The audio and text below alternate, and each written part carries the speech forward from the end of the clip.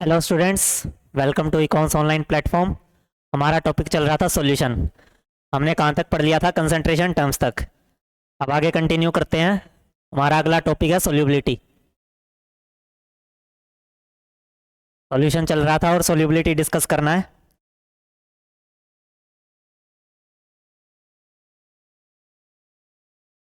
अगर सोल्यूबिलिटी की बात की जाए तो सोल्यूबिलिटी की डेफिनेशन क्या हो जाएगी? Maximum amount of solute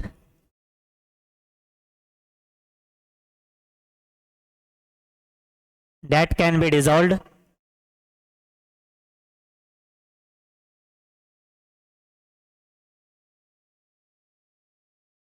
in a specified amount of solvent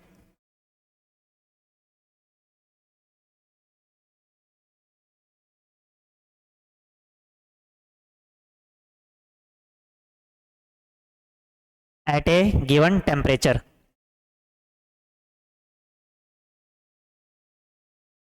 तो सोल्यूबिलिटी क्या हो गई कि अब मैक्सिमम अमाउंट किसकी? सोल्यूट की, जो स्पेसिफाइड अमाउंट ऑफ सोलेंट में क्या की जाए?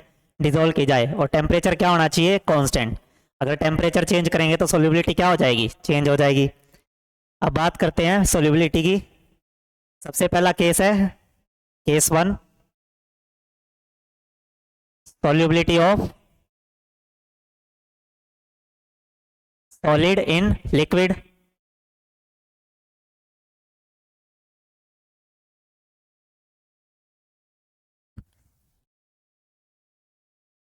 अगर सॉलिड इन लिक्विड की सोल्यूबिलिटी की बात की जाएगी तो सॉलिड हमारा क्या हो जाएगा? सॉल्यूट। और लिक्विड हमारा क्या हो जाएगा? सॉल्वेंट। सुबह हमने बात की थी सॉल्यूट किस अमाउंट में प्रेजेंट होता है? लेस अमाउंट में। सॉल्वेंट किस में होगा? एक्सेस अमाउंट में।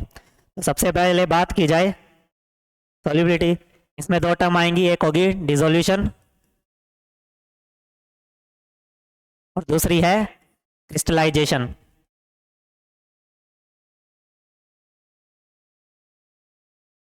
अगर डिसोल्यूशन की बात की जाए, डिसोल्यूशन हमारा क्या हो जाएगा? When some of solute particle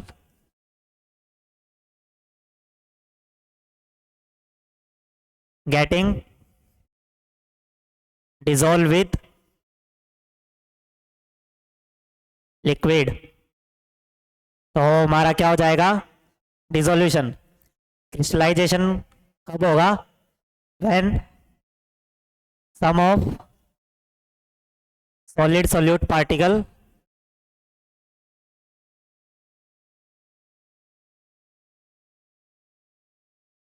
collide with other solid other solid solute particle and get crystallized। उस प्रोसेस को क्या बोल देते हैं? क्रिस्टलाइजेशन। आगे चलते हैं। जैसा कि हमें पता है सॉल्यूशन किससे बना है? सॉलिड सॉल्यूट प्लस सॉल्वेंट किसका? लिक्विड का। क्या बन जाएगा? सॉल्यूशन। तो ये साइन जो मैंने लगाया, ये किसका साइन होता है? इक्विलिब्रियम का।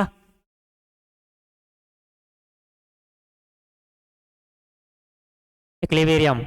अगर इस प्रोसेस की बात की जाए तो ये कौन सा इक्विलिब्रियम हो जाएगा? स्टैटिक या डायनेमिक?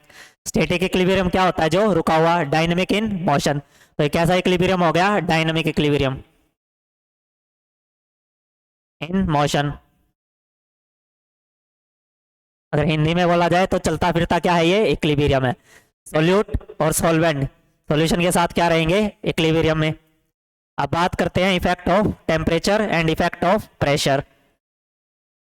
बात किसकी चल रही थी? ये कैसा हुआ है? ये नेचर में कैसा होगा? सॉलिड। और सॉल्वेंट हमारा कैसा होगा? लिक्विड।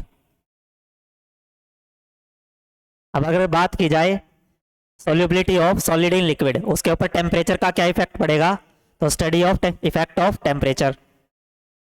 Effect of temperature.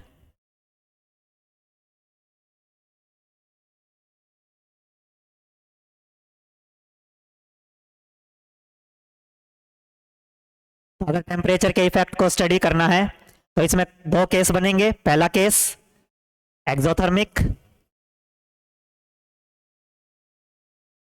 दूसरा केस एंडोथर्मिक।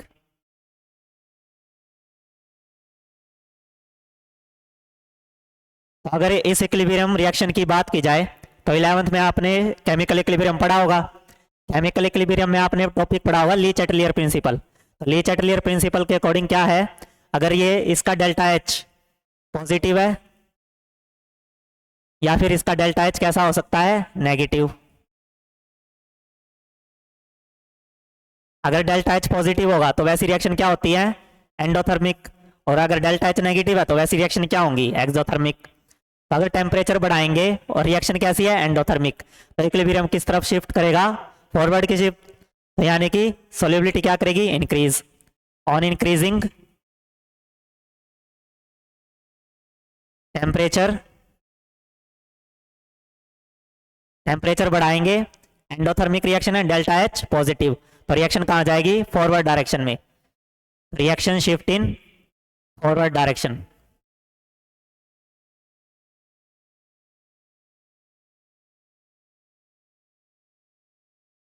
अगर रिएक्शन फॉरवर्ड डायरेक्शन में क्या होगी, शिफ्ट, तो सोल्यूट और सॉल्वेंट ज्यादा से ज्यादा क्या बनाएंगे, सॉल्यूशन, यानी कि उनकी सोल्यूबिलिटी क्या कर गई, इंक्रीज, एंड सोल्यूबिलिटी इंक्रीज।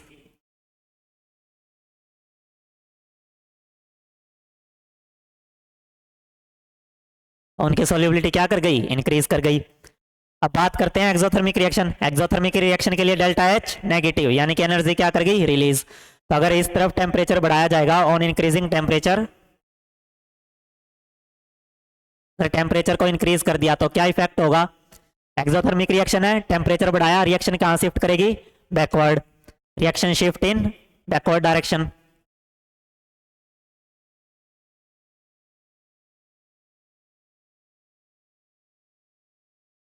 तो सोल्यूबिलिटी क्या कर जाएगी, decrease, solubility decrease.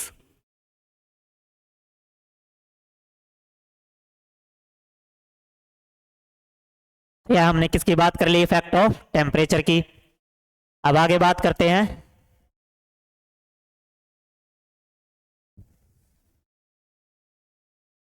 Effect of pressure.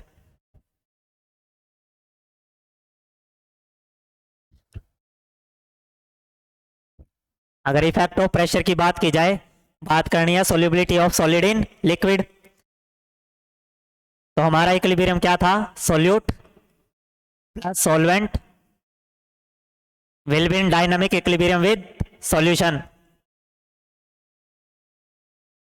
तो सोल्यूट में किसके पार्टिकल थे, सॉलिड के, और ये हमारा कैसा था, लिक्विड। ओवरऑल सॉल्यूशन भी क्या होगा, जिसकी अमाउंट ज्यादा होगी। अगर सॉल्वेंट एक्सेस में है तो ये क्या होगा, liquid.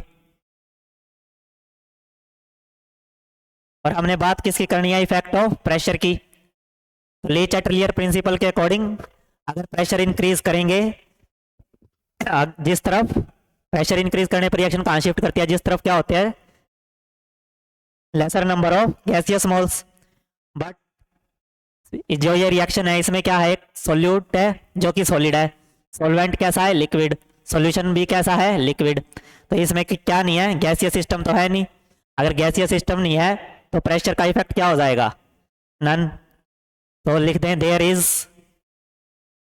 No effect of pressure on that reaction.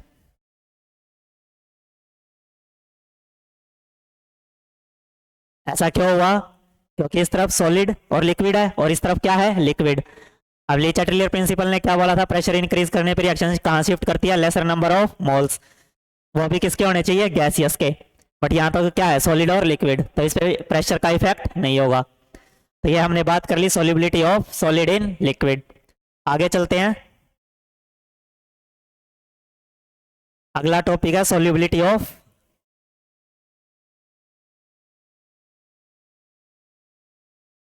Gas in liquid.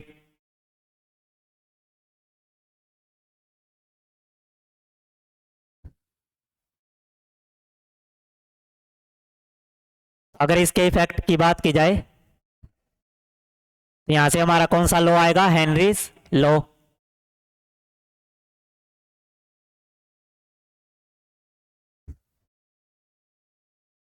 तो ये लॉ क्या बोलता है, according to this law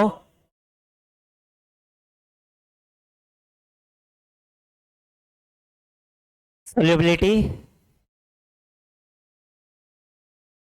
of a gas in a liquid solvent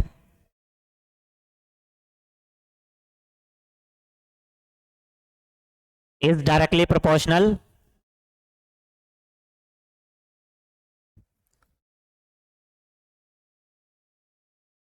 to the mole fraction of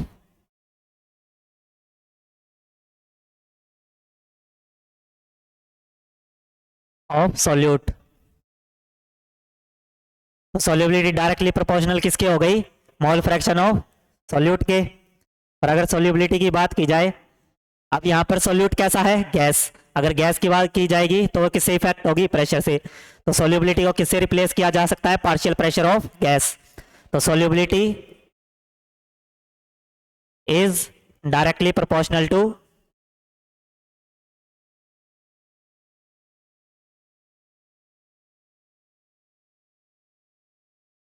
partial pressure of gas.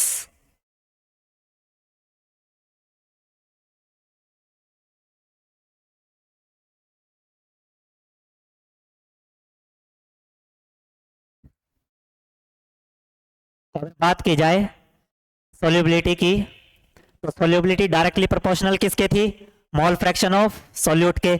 और solubility directly proportional किसके होगी, partial pressure of gas के। तो हम ये बोल सकते हैं कि पार्शियल प्रेशर भी किसके डायरेक्टली प्रोपोर्शनल होगा, mole fraction of gas. Partial pressure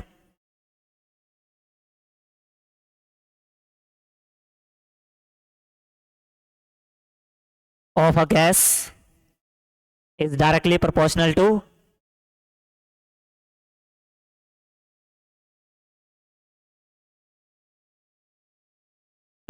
mole fraction।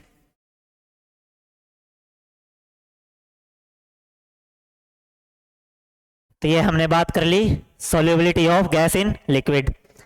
आगे चलते हैं,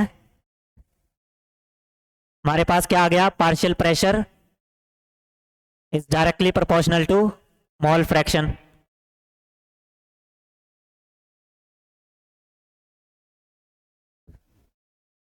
अगर प्रोपोर्शनैलिटी का साइन हटाएंगे तो कांस्टेंट आएगा P is equal to K H into में मोल फ्रैक्शन। तो के एच हमारा क्या है, हेनरी कांस्टेंट।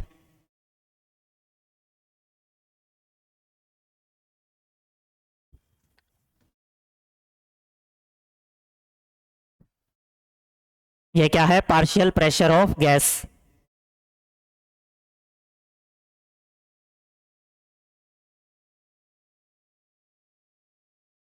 और ये हमारे क्या है, मोल फ्रैक्शन। अगर यहां से बात की जाए के एच, तो क्या हो जाएगा, पार्शियल प्रेशर बाय में एक्स। तो हम ये बोल सकते हैं K H is inversely proportional to mole fraction. हम ये बोल सकते हैं, हमने पीछे देखा कि सोल्यूबिलिटी डायरेक्टली प्रोपोर्शनल किसके थी, मोल फ्रैक्शन ऑफ गैस के। अब इस रिलेशन से क्या पता चल रहा है कि जिसकी हेनरीज कांस्टेंट की वैल्यू, जिस भी पर्टिकुलर गैस के लिए हेनरी कांस्टेंट की वैल्यू ज़्यादा होगी तो उसके लिए मोल फ्रैक्शन क्या हो जाएंगे, कम हो जाएंगे। अगर मोल फ्रैक्शन कम है तो सोल्यूबिलिटी क्या कर जाएगी, डिक्रीज। तो यहाँ से नोट में लिख सकते हैं, higher the value of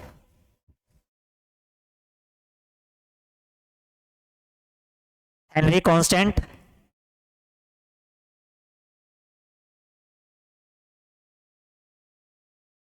for a gas,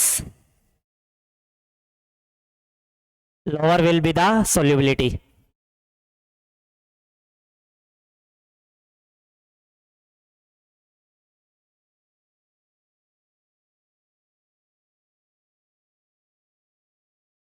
तो जिस भी गैस के लिए हेनरी कांस्टेंट की वैल्यू ज्यादा होगी उस गैस की सोल्यूबिलिटी दूसरी गैस के कंपैरिजन में क्या होगी, कम होगी।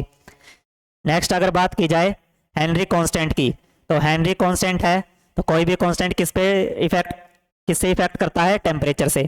तो Henry constant directly proportional to temperature. तो अगर टेम्परेचर बढ़ाएंगे ऑन इंक्रीजिंग टेम्परेचर, अगर टेम्परेचर इंक्रीज करेंगे तो value of Henry constant increase.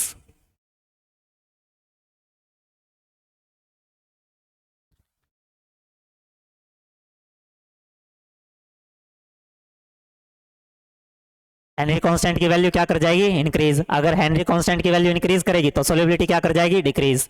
Then solubility of solute क्या था यहाँ? गैस इन लिक्विड सॉल्वेंट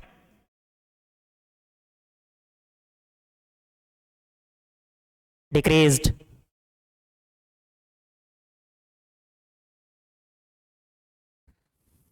तो हम यह बोल सकते हैं कंक्लूजन क्या आ गया हमारे पास? अगर कंक्लूजन की बात की जाए तो कंक्लूजन यहां से क्या आया कि solubility is inversely proportional to temperature. ये क्या आ गया? कंक्लूजन।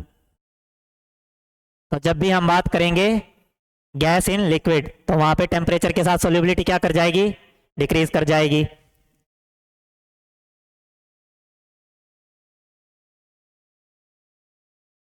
नेक्स्ट देखते हैं। अगर बात की जाए ग्राफ की,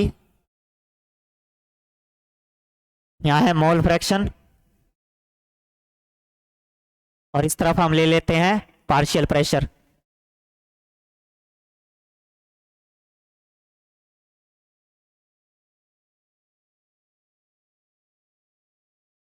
तो अगर बात की जाए हमारे पास इक्वेशन क्या थी? Partial pressure is directly proportional to mole fraction.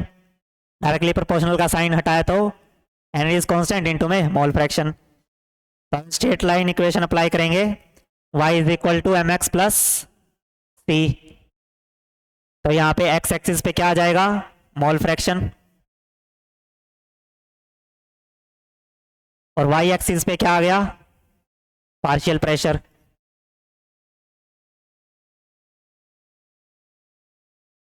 तो ग्राफ कैसा आएगा? स्ट्रेट लाइन ग्राफ आ जाएगा ऐसा। और इसके स्लोप की वैल्यू क्या हो जाएगी? कि हेनरी कांस्टेंट।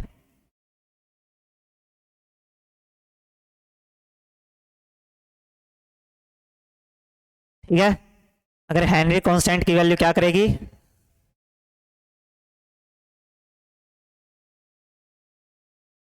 अगर पार्शियल प्रेशर बढ़ेगा तो मोल फ्रैक्शन भी क्या करेंगे? इंक्रीज करेंगे। नेक्स्ट देखते हैं। अगला टॉपिक है एप्लीकेशन ऑफ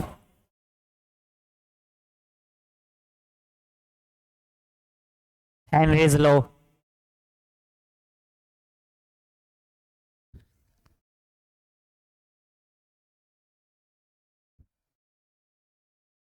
अगर इनके एप्लीकेशन की बात की जाए तो पहली एप्लीकेशन क्या है?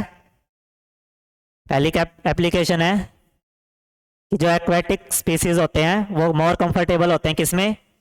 कोल्ड वाटर में। Aquatic species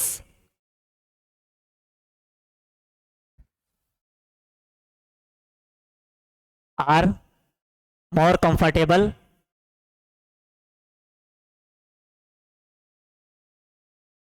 in cold water compared to hot water।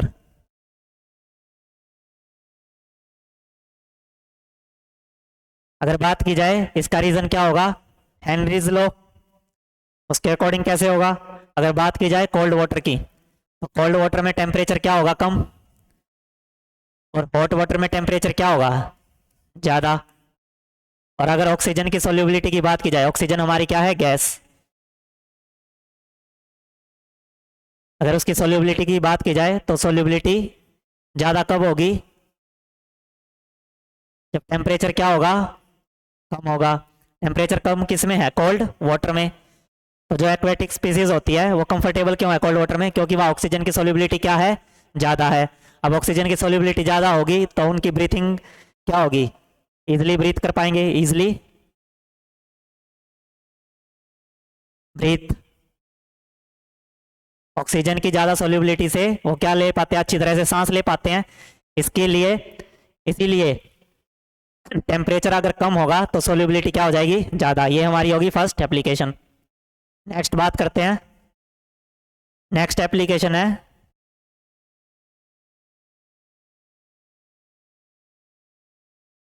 To dissolve CO2 gas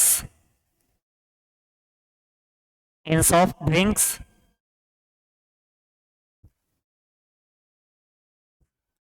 under at high pressure.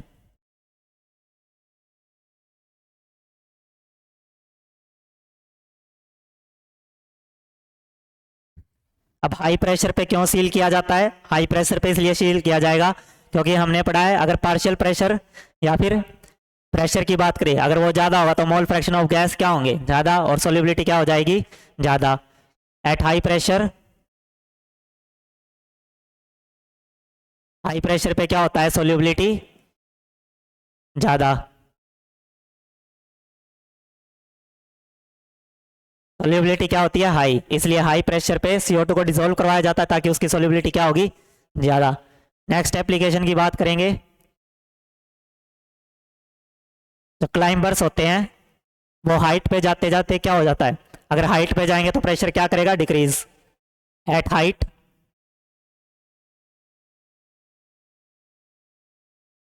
Pressure decrease.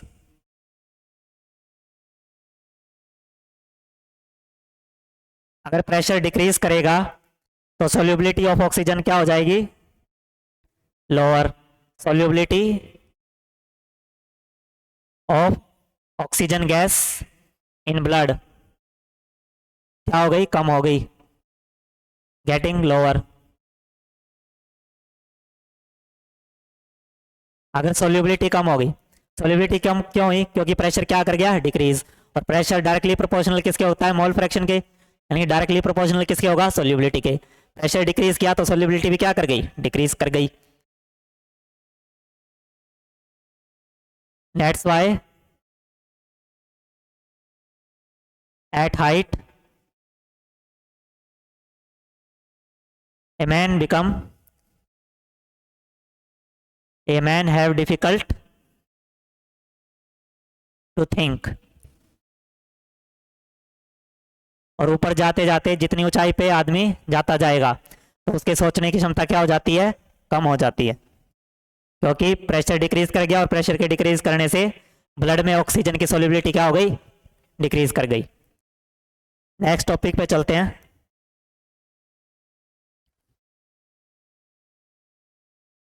अगला टॉपिक है vapour pressure.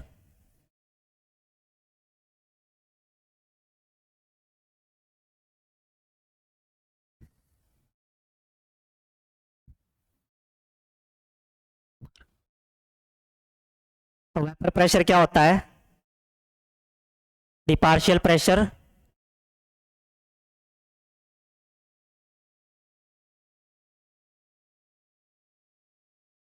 exerted by vapors of liquid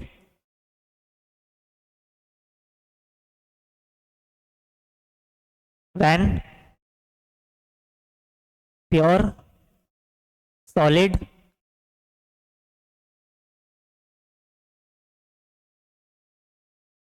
pure liquid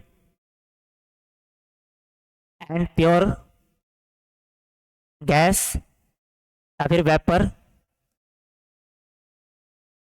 are in equilibrium with each other.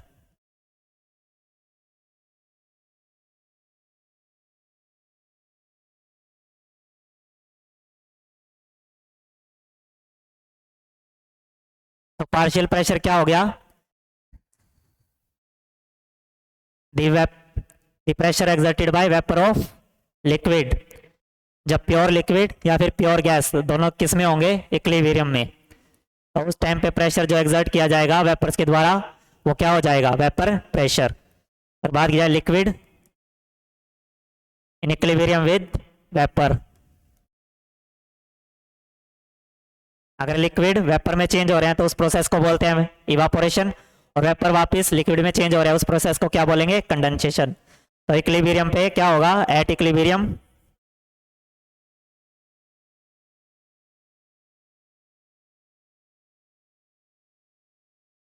rate of evaporation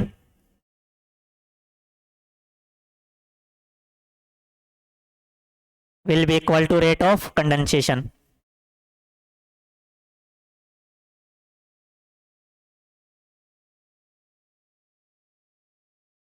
हमने equilibrium में क्या पढ़ा था कि rate of forward reaction will be equal to rate of backward reaction, किस पे, equilibrium पे। तो रेट ऑफ फॉरवर्ड क्या है, rate of evaporation, and rate of backward क्या है, रेट ऑफ कंडेंसेशन। इक्विलिब्रियम पे दोनों एक दूसरे के क्या होंगे, इक्वल।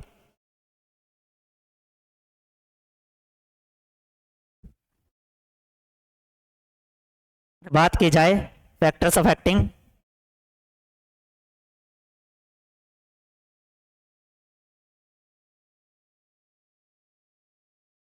वेपर प्रेशर,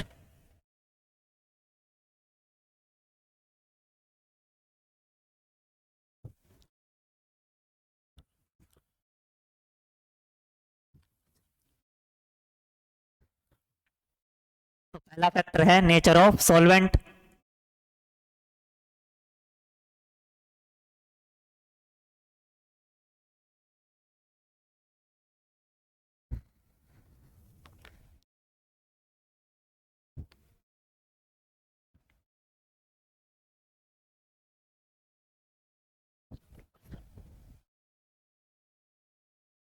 तो अगर सॉल्वेंट के नेचर की बात की जाए तो सॉल्वेंट में क्या हो सकते हैं, सॉल्वेंट की बात करेंगे, दो तरह के सॉल्वेंट हो सकते हैं।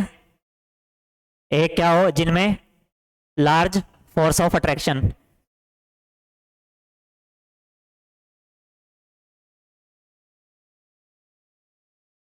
और दूसरे जिनमें क्या हो, force of attraction less, less force of attraction.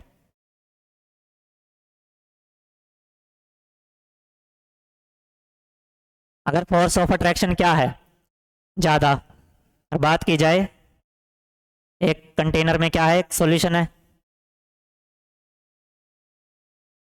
यह सॉल्यूशन है हमारे पास, और इसके सरफेस पे क्या होंगे, लिक्विड पार्टिकल्स, और अंदर भी क्या होंगे, पार्टिकल्स। अब जो इवापोरेशन होगा कैसे होगा, लिक्विड के पार्टिकल जब हवा में उड़ जाए उसे क्या बोलेंगे, इवापोरेशन।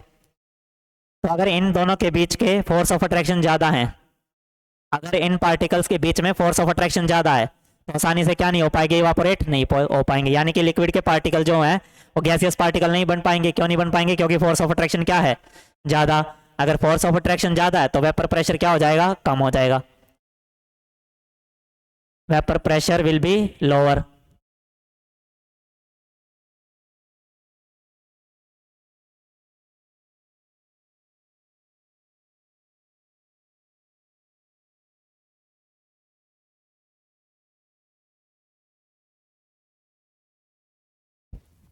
और बात की जाए अगर फोर्स ऑफ अट्रैक्शन कम है, अगर इन दोनों के बीच के फोर्स ऑफ अट्रैक्शन क्या है, लेस है, तो ये पार्टिकल आसानी से क्या करेंगे, इवापोरेट हो जाएंगे, तो वेपर प्रेशर क्या हो जाएगा, high, vapour pressure will be higher.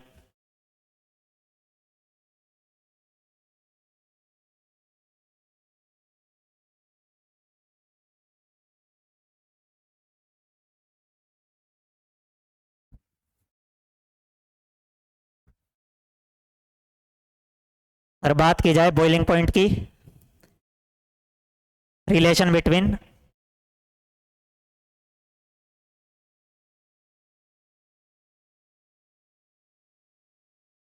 Boiling point and vapour pressure.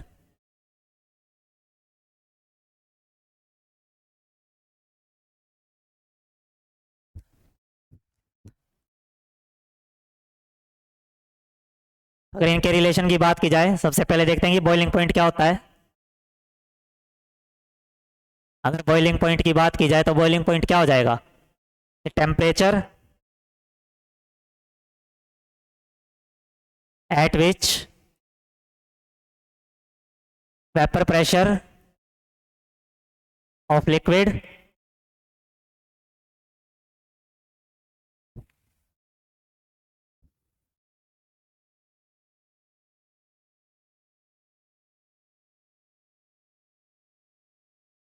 become equal to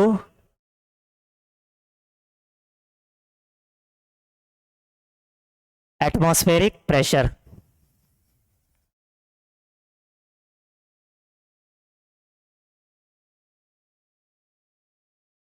ऐसा टेम्परेचर जब लिक्विड का वेपर प्रेशर किसके इक्वल हो जाए, एटमॉस्फेरिक प्रेशर के। एटमॉस्फेरिक प्रेशर किसे बोलते हैं, एक्सटर्नल प्रेशर।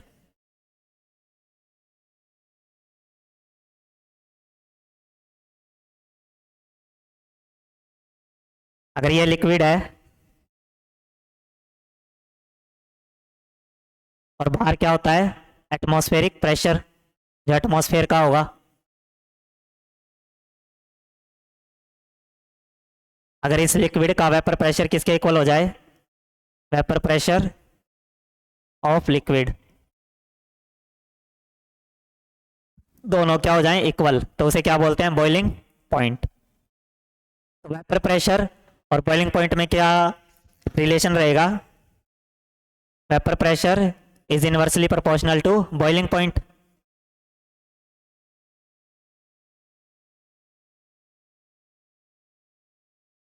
और vapour pressure is inversely proportional to force of attraction. हम ये बोल सकते हैं कि बॉइलिंग पॉइंट डायरेक्टली प्रोपोर्शनल हो गया किसके, force of attraction between particles of liquid.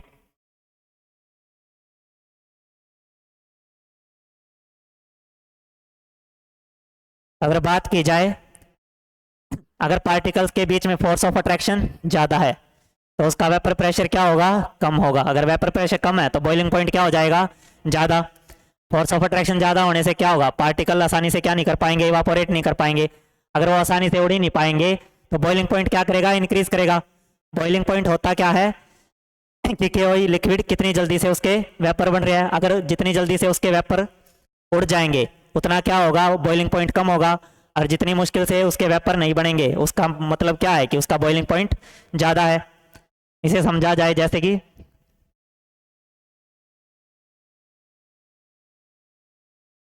Boiling point किससे रिलेट कर रहा है, टेम्परेचर से। अगर बात करें ये लिक्विड सॉल्यूशन है, अगर इसमें बात की जाए, ये पार्टिकल्स हैं,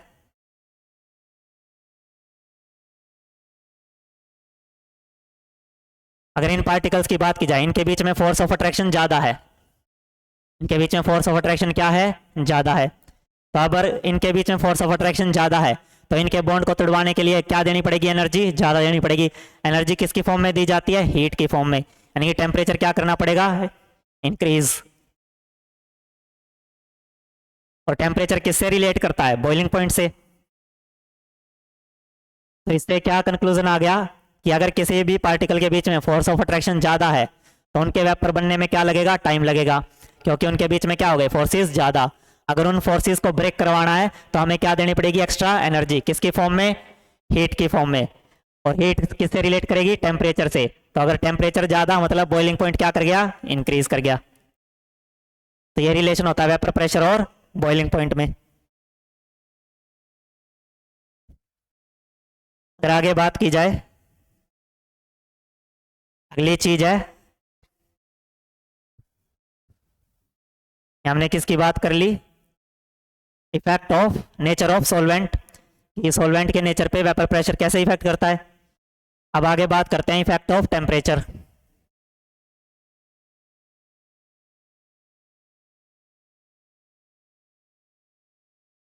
अगर टेम्परेचर इंक्रीज करेंगे तो वेपर प्रेशर क्या करेगा, increase. On increasing temperature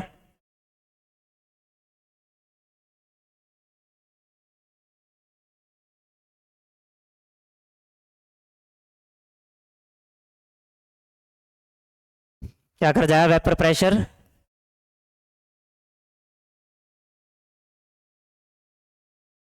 will increase.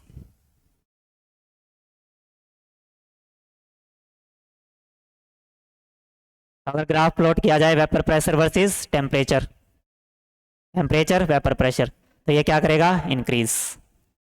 तो हमने बात कर ली किसकी, इफेक्ट ऑफ टेम्परेचर की। टेम्परेचर बढ़ाने से क्या होगा, फोर्स इज वीक। अगर फोर्स इज वीक हो गए तो वेपर प्रेशर क्या कर गया, इंक्रीज कर गया।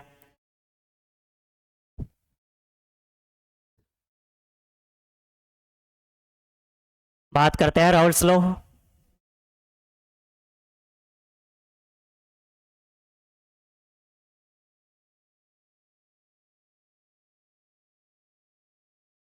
अगर राउल्ट्स लॉ क्या बोलता है, वेपर प्रेशर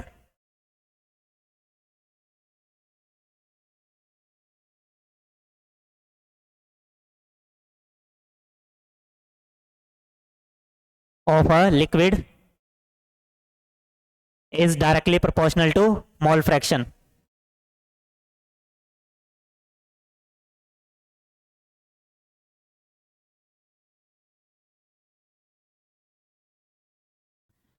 तो किसकी तरह हो गया, हेनरीज लॉ के लिए। तो हेनरीज लॉ और राउल्ट्स लॉ क्या है, special case of Henry's law. बोल सकते हैं special case of Henry's law.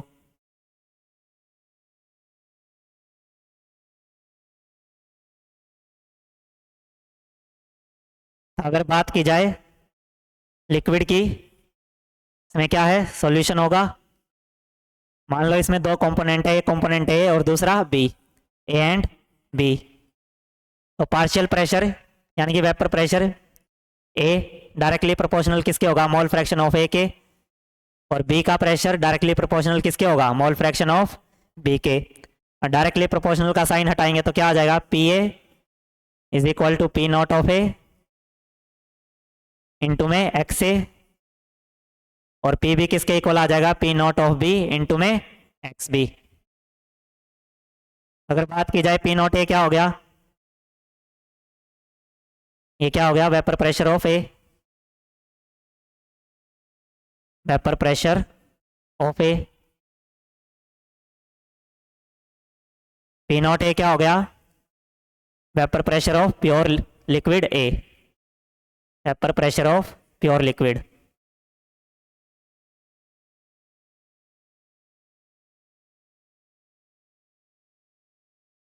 उसी तरह से ये क्या हो जाएंगे, मोल फ्रैक्शन ऑफ ए। और पी बी क्या हो जाएगा, प्रेशर ऑफ बी। और पी नॉट बी क्या हो जाएगा, vapour pressure of pure B.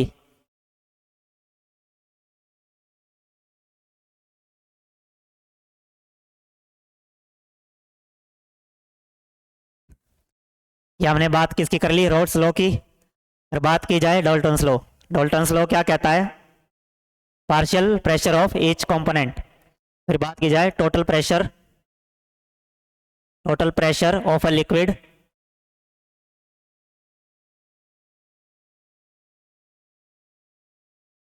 is equal to the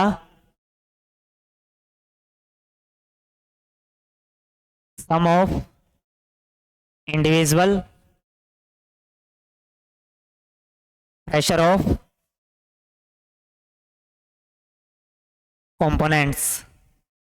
components दो भी हो सकते हैं और तीन भी। हम बात किसकी कर रहे हैं, बाइनरी सॉल्यूशन यानी कि दो कंपोनेंट सिस्टम की। तो एक कंपोनेंट हमारा था ए और दूसरा क्या था, बी। तो टोटल प्रेशर किसके इक्वल हो जाएगा, pressure of A plus pressure of B. P pressure of A क्या था, P not of A into में एक्स ए। तो P total will be equal to P not of A into में X A. P B क्या होगा, P not of B into में X B. ये क्या आ गया हमारा, टोटल प्रेशर। पी टी क्या है, टोटल प्रेशर। तरीके से हम क्या निकाल लेते हैं, किसी का भी टोटल प्रेशर निकाल सकते हैं अगर हमें क्या दिया हो, pure vapour pressure of A and pure vapour pressure of B. और उनके क्या दे रखे हो, मोल फ्रैक्शन। फिर आगे बात की जाए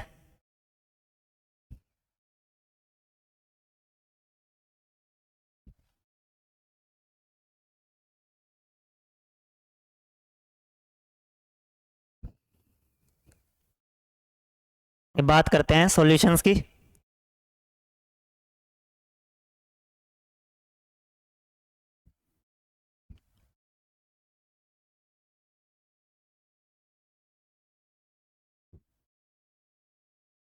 तो सॉल्यूशन हमारे दो तरह के होते हैं, एक होता है आइडियल और दूसरे कौन से होते हैं? Non ideal.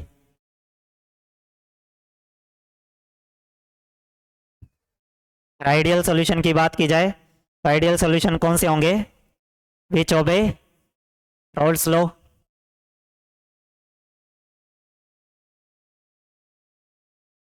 इसका क्या मतलब हुआ? जो किसको फॉलो करेंगे? रोल्स लॉ को। रोल्स लॉ हमारा क्या था? यानी कि टोटल प्रेशर इक्वल होगा P A plus P B के। इस इक्वेशन को क्या करेंगे? फॉलो करेंगे। नॉन आइडियल सॉल्यूशन कौन से होंगे? विच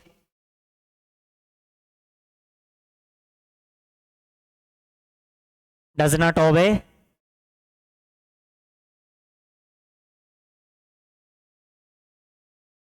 रोल्स लॉ। यानी कि हमारा total pressure is not equal to pressure of A plus pressure of B के। या तो total pressure pressure of A plus B से क्या होगा? ज़्यादा, या फिर इन दोनों से क्या होगा? कम होगा। तो ऐसे सॉल्यूशन कैसे हो जाएंगे? Non ideal. दूसरा, आइडियल सॉल्यूशन के लिए डेल्टा वी मिक्सिंग क्या होगा? ज़ीरो। और डेल्टा एच मिक्सिंग भी क्या होगा? ज़ीरो। इनके लिए delta we mixing is not equal to 0 and delta H mixing is not equal to 0। तो इस तरह के सॉल्यूशन क्या हो जाते हैं? Ideal solution. और इस तरह के सॉल्यूशन क्या हो जाते हैं? Non ideal solution. आगे चलते हैं। और बात की जाए नॉन आइडियल सॉल्यूशन की,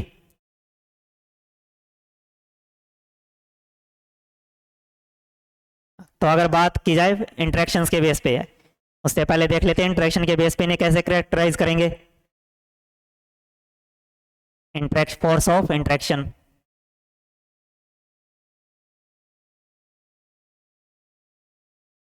ये किसके लिए? आइडियल के लिए। और यहाँ force of interaction non ideal.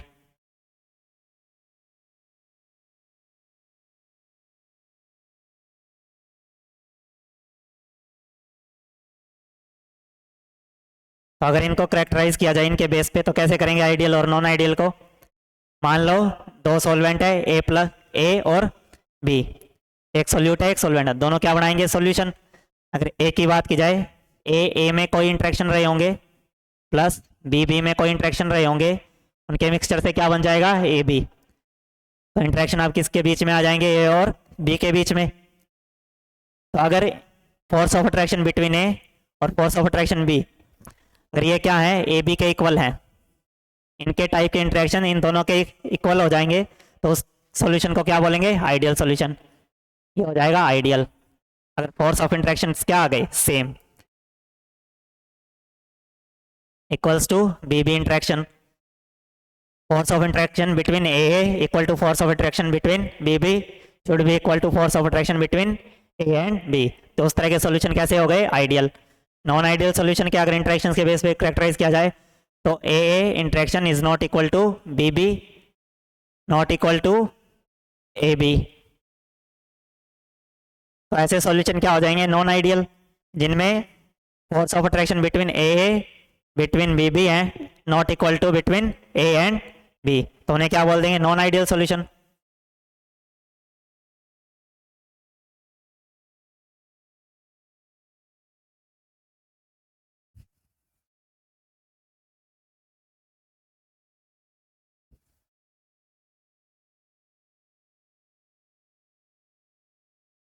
आप बात करते हैं नॉन आइडियल सॉल्यूशन की।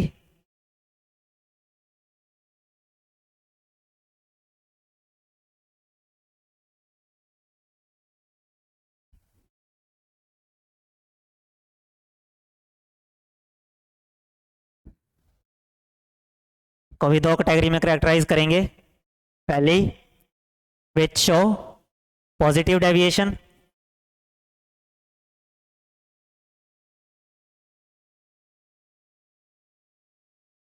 दूसरी विच शो नेगेटिव डेविएशन।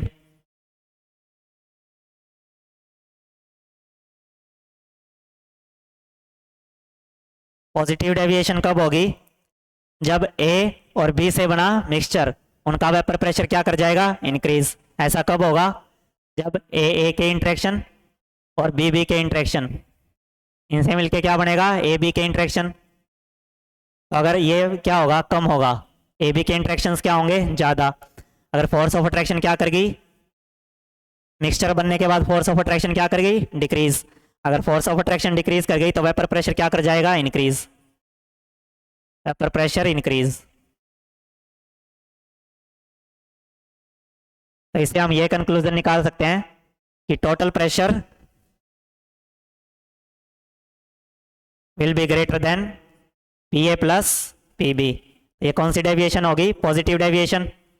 अगर बात की जाए नेगेटिव डेविएशन कब होगी, जब वेपर प्रेशर क्या कर जाएगा, डिक्रीज। कब डिक्रीज करेगा, जब ए के इंट्रैक्शन प्लस बी बी के इंट्रैक्शन क्या हो जाए, कम हो जाए। किससे, ए बी के इंट्रैक्शन के क्या हो जाए, लेस हो जाए।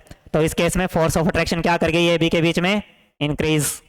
अगर फोर्स ऑफ अट्रैक्शन इंक्रीज कर गया तो अब इनका वेपर प्रेशर क्या कर जाएगा, decrease. Vapour pressure getting decrease.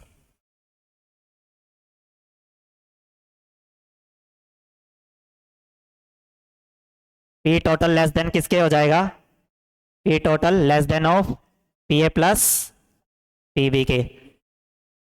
ये क्या हो गया, negative deviation. P A T greater than P A plus P B, ये क्या हो गया, पॉजिटिव डेविएशन।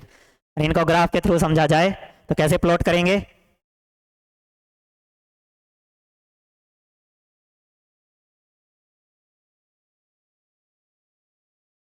ग्राफ के थ्रू बनाया जाए।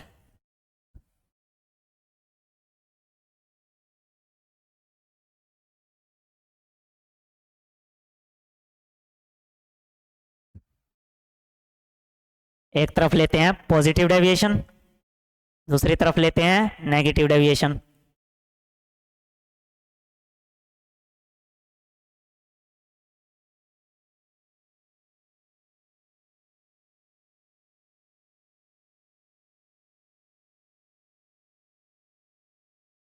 ग्राफ के थ्रू समझे तो ग्राफ कैसा आ जाएगा इनका, मान लो ये किसके लिए है, ड्रॉ कर रहे हैं। यहाँ है पी नॉट ए और यहाँ है पी नॉट बी।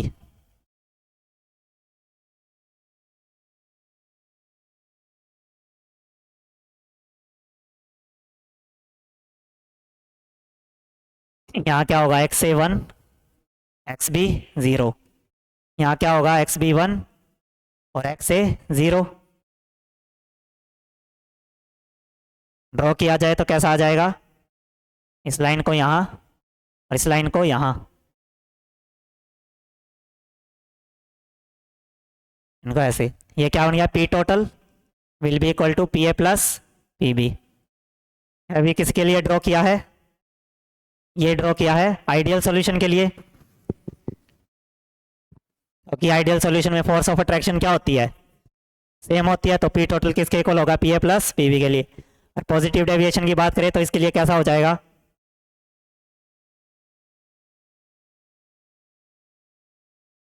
यहाँ हमारा P not B X B one यानी कि एक्स ए ज़ीरो, यहाँ हमारा एक्स ए वन और एक्स बी ज़ीरो। यहाँ क्या लेंगे, पी नॉट ऑफ ए। अगर इनके बीच में ग्राफ ड्रॉ किया जाए तो वो कैसा आ जाएगा, वो आ जाएगा कुछ ऐसे। और इन दोनों को जोड़ देंगे तो P total equal P A plus P B.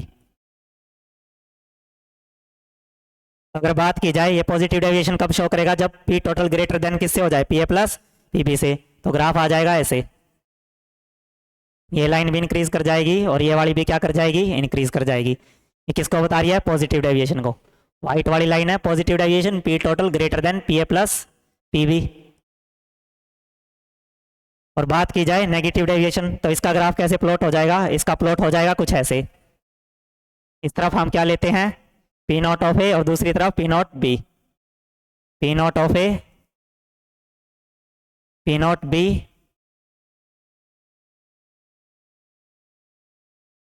यहाँ एक्स ए वन, यहाँ एक्स बी वन, यहाँ एक्स ए ज़ीरो और वहाँ एक्स बी, यहाँ एक्स बी ज़ीरो और वहाँ X A zero, X B zero x से 0। ठीक है, अब नेगेटिव डेविएशन कैसे शो करेंगे, आइडियल के लिए वैसा ही बनेगा। चलिए बात करें, ये लाइन इससे और ये लाइन ऐसे,